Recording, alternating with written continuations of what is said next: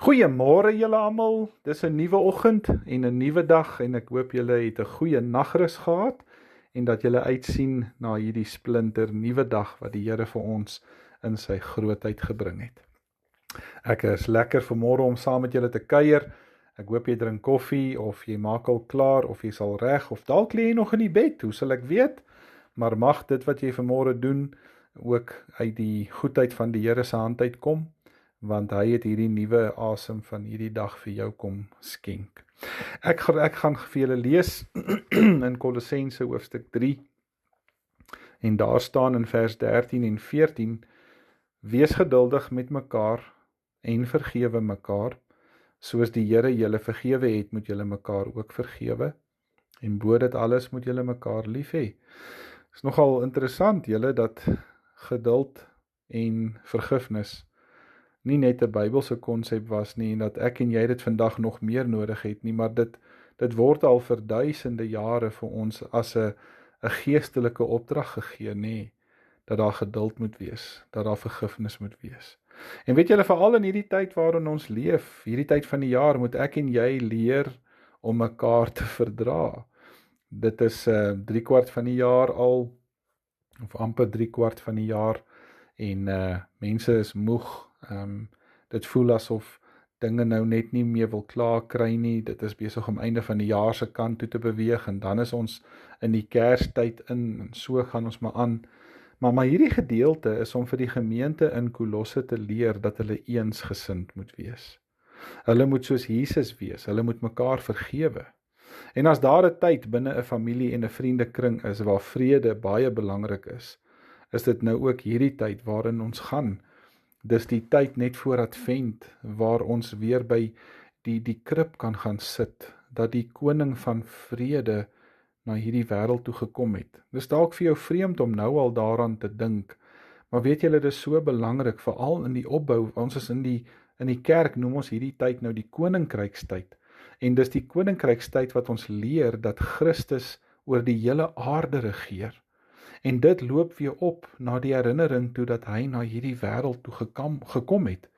En weet julle, baie keer sit ons met ons sterte opgekrul in ons huise, ons lê op Facebook en ons verlang na vriende wat ons nie eens ken nie.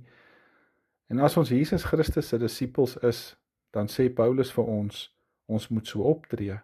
Ons moet mekaar verdra en aanvaar. En daar's geen beter voorbeeld om te volg as Jesus se nie. Verdraagsaamheid het 'n baie diep betekenis. Dit sê dat ek in Jesus se naam gaan nie dink en nie leef. Dis nie iets wat ek met my kop uitwerk nie. Dis iets wat na my hart toe moet vloei. Ek moenie met kopkennis probeer om 'n vredemaker te gaan wees nie. Jy kan dit net doen as jy 'n sagte hart ontvang. En dit is verdraagsaamheid. As Jesus se disippels moet ons die wortelbetekenis van hierdie woord leer ken. En ons moet dit nie net ken nie, ons moet dit leef, met ons hart gaan voel, met emosie. As ek 'n vredemaker wil wees, moet ek vergewe ook. Mense gaan ons seer maak, maar ons moet vergewe, want dit is wat Jesus vir ons vra om te doen. En daarom is hierdie woorde van Paulus in Kolossense 3, nie maar net sommer net woorde wat hy vir die gemeente skryf nie. Hy skryf dit want hy weet hoe belangrik dit is. Wees geduldig met mekaar en vergewe mekaar. En die rede hoekom? Die rede is, soos wat God my vergewe het ek ook rede om ander te vergewe. En weet julle, dit is nie 'n maklike ding nie. Vergifnis is seker die moeilikste ding wat baie van ons moet doen. Maar die Here sê vir ons, as ek dit reg gekry het om jou te vergewe, wie is jy om dit te weerhou van ander? So kom ons gaan kyk weer diep in onsself. Kom ons leef soos wat die Here van ons vra. Kom ons bid saam. Dankie Hemelse Vader vir hierdie groot woord vanmôre. Dankie dat dit vir ons opgeskryf is in U woord, U lewenmakende woord, en dat dit in ons lewens toegepas kan word, en ons kan dit maar net deur die Gees doen. So Here Jesus, kom help ons om geduldig te wees. Kom help ons om meer liefde en meer vrede en vergifnis toe te pas teenoor hulle wat ons soms dink dit nie verdien nie. En help ons daartoe in Jesus se heilige naam. Amen.